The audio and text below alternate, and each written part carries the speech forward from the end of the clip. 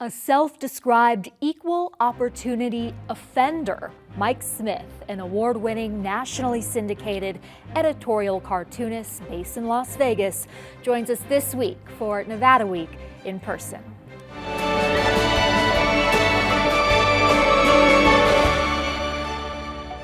Support for Nevada Week in person is provided by Senator William H. Hernstat.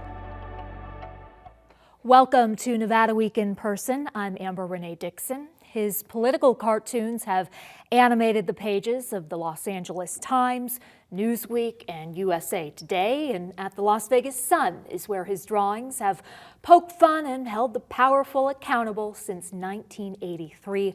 Mike Smith, thank you for joining us for Nevada Week in Person. Thank you, Amber, for having me. You are a graduate of Loyola Marymount University, a Jesuit Catholic university in LA. And in an interview with that university's magazine, it was revealed that from some sketches in your mother's garage when you were a child, even back then you were opinionated. What were you drawing as a child that revealed that quality about you? That's a really good question. You know, going back and looking at some of those sketches that I did as a child, I was even surprised by the fact that they had a point of view. And although I wasn't obviously paying much attention to the news at that time as a child, there was still something going on in the back of my mind that made me want to say something in the art that I was doing. Do you remember an example by chance? I remember that a lot of those drawings had to do with cars and trains, which was probably pretty standard for that age group. But in terms of politics, no. I think it was a little too early at that point for anything about politics. And you were drawing cars, which perhaps led to your interest in NASCAR, which I hope we're going to get to talk about. But Absolutely. That Jesuit upbringing, how did that impact your development into this career? Well, I went to a Jesuit all-boys high school and then on to Loyola, which was a Jesuit university. And the Jesuits were always challenging you to think for yourself and to take the road less traveled and to try to make a difference in the world as best you can. And those were all things that kind of stuck with me as a student. And that philosophy, I think, meshed perfectly with drawing editorial cartoons and trying to make commentary about things in the news, injustices in the world, and other things that that readers need to pay attention to. An example of that line of thinking would be a cartoon you did about the CDC. The bubble reads, "Centers for Distributing Confusion." Right. Do you remember what was happening around that time? I mean, I know it was COVID, but your process for developing that cartoon. Well, each day I do a lot of reading. Reading is really the fuel for the creative process. You've got to really absorb a lot of information to get the wheels of creativity turning. And of course, the criticism of the CDC at the point in which I did that cartoon was very high. And a lot of people felt that the messages coming from the CDC were confusing. So that was a natural story, a natural headline at the time to do a cartoon on. You had to think of that acronym, though. Right, yeah. Well, it's just a matter of brainstorming, and things come into your head as you're brainstorming, and eventually a light goes off and an idea will work. You were telling me off camera, each day you come up with about 3 sketches. Yeah.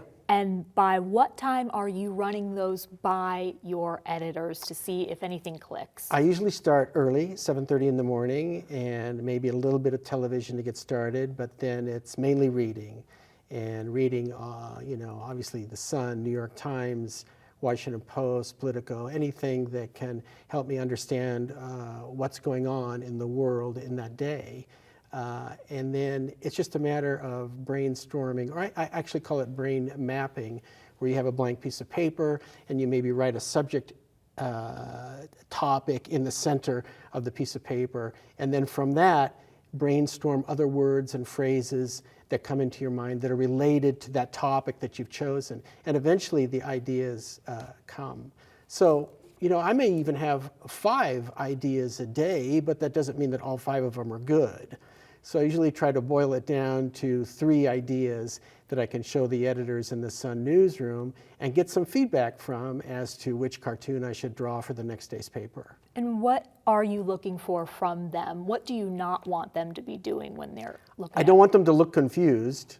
I don't want them to be scratching their head. I mean, if they do that, then I know that's an idea that belongs in the trash and I need to move on. I just want a reaction. You know, I want them to like it, to raise eyebrows, a chuckle, any kind of response that shows that the idea works. Just because I have an idea that works for me doesn't necessarily mean that it's going to work for everybody else. So I need to have a little bit of feedback from the editors in the newsroom as to what ideas work. And they're very good at that. I'm very fortunate that my editors give me good feedback every day. It's not always humor that the cartoons invoke. You were quoted by 8 News Now saying that when the Challenger exploded in 1986 and the 9/11 terrorist attacks came in 2001, it was time to capture the moment, that you don't always enjoy drawing about those subjects, but that they're important things that need to be addressed. Why do they need to be addressed? Well, they need to be addressed because they're news stories of tremendous impact and importance to the world and the community. But stories that are tragic are the most difficult cartoons to draw because you have to be extremely conscious of the sensitivity of the story. And that means that your ideas have to be extremely clear and concise so that there might not be any confusion or any kind of misrepresentation or misunderstanding that somebody could take from your idea. So they're very difficult to do, but you have to do them. I mean, but you very well could just leave the coverage to the journalists and not put it in a cartoon. You could. But you feel an obligation to do that? Well, it's my job. I mean, it's my job to draw cartoons on the major events of the day and to express an opinion about the major events of the day.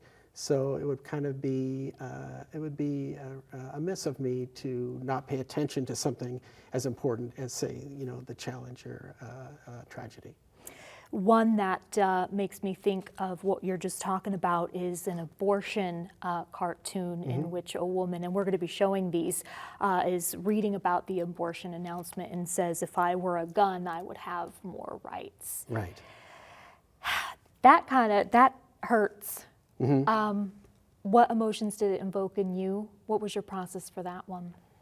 Well, you know, sometimes the best ideas come out of frustration and maybe even some anger at what's going on in the world, in the stories that are being covered. And I think that was a subject matter that I felt very motivated about and actually struggled that day a lot to come up with ideas. And if I remember correctly, there was something that I read somewhere that related what was going on with abortion to what's going on with guns in this country, and that was kind of the spark that made that idea happen. What kind of reaction did you get to that, if any? I don't think I got any reaction to that, actually. What reaction has changed. I mean, when I first started in this business, people would write letters and they would challenge you on the point that you had made in your art. People don't do that as much anymore, unfortunately. Now, a lot of the reaction is personal attacks, which is a shame because I'm going to interact less with readers if they're making personal attacks, as opposed to if they wanted to have a conversation about, you know, the point of the cartoon. You've drawn many presidents over your tenure. Who has been the most favorite? Who's been the most difficult to draw? I think that Bill Clinton was the easiest president to draw and probably the most fun to draw. And I think Barack Obama was probably the hardest president to draw. What about him was so difficult? He didn't have any, usually in drawing a caricature of someone, you take certain outstanding features and exaggerate them in order to make the person recognizable. And Barack Obama didn't have a lot of features that were really outstanding. Whereas Bill Clinton, you could probably at the time just concentrate on his jowls and the hair, and you'd pretty much have his caricature completed. Ronald Reagan was also a great one to draw because you could pretty much just concentrate on that hair. As long as you got that hair down, it would always look like Ronald Reagan. Speaking of hair, how difficult was drawing former President Donald Trump's hair? It was difficult because that hair always seemed to be changing. And I think if you look at my cartoons over the 4 years that Trump was president, you'll see that the hair in the cartoons changed quite a bit. But that's natural. I mean, with any caricature, if you look at the beginning of an administration, the caricature that you draw in the beginning and the caricature that you're drawing 4 years later is much different. It evolves. Has it been difficult? Well, you've talked about him as a gold mine of content during his presidency. I imagine it continues even as he's out of office. It does, but sometimes I find myself saying, I'm not doing a cartoon on Donald Trump today because, the Trump news cycle is constant. And in previous administrations, you could pick a headline, a major headline from the day, and concentrate on that and come up with your ideas and complete a cartoon on that. During the Trump administration, things could change hour to hour. And you might have an idea that you're going to go with, and then the news changes, and I would find myself starting the day all over just so I would be timely.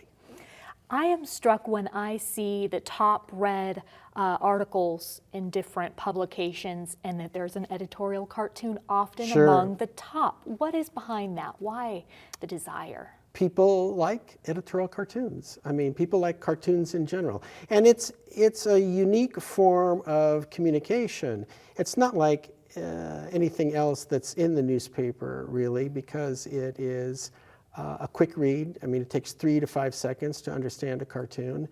And it's a form of visual communication that is, has always worked in print, but translates very easily to online also. Tell me about what you do with NASCAR and why you've continued to do so. I've always been a NASCAR fan and kind of a car nut. And years ago, I started doing, which was basically an editorial cartoon on NASCAR called Stock Cartoons. Well, eventually, the publication opportunities for that dried up as changes have happened in print journalism. So I changed it into a comic strip about a character named Gearhead Gertie, who's an elderly woman who's obsessed with NASCAR. So that's its current form. Well, you don't identify with her in any way, do you? No. Well, other than the enjoyment of NASCAR, not really. No. All right, and you're also covering NASCAR, though. You're writing, correct? Or have in the past? I have in the past, but not very much. That was just kind of sporadic here and there. All right. One more question I think that we have time to fit in. Of the reaction that you do get from the politicians that you draw, who tends to reach out more? Who have you been surprised by, or who's reached out to you and said, I want that, I like that? Yeah, that's a good question too, because my cartoons tend to be left of center, but most of the politicians that ask for my cartoons have been Republicans. They seem to have a pretty healthy sense of humor about themselves. And so that's always enjoyable when somebody calls and wants a cartoon. Mike Smith, thank you so much for joining Nevada Week in person. To see more, go to vegaspbs.org/Nevada Week.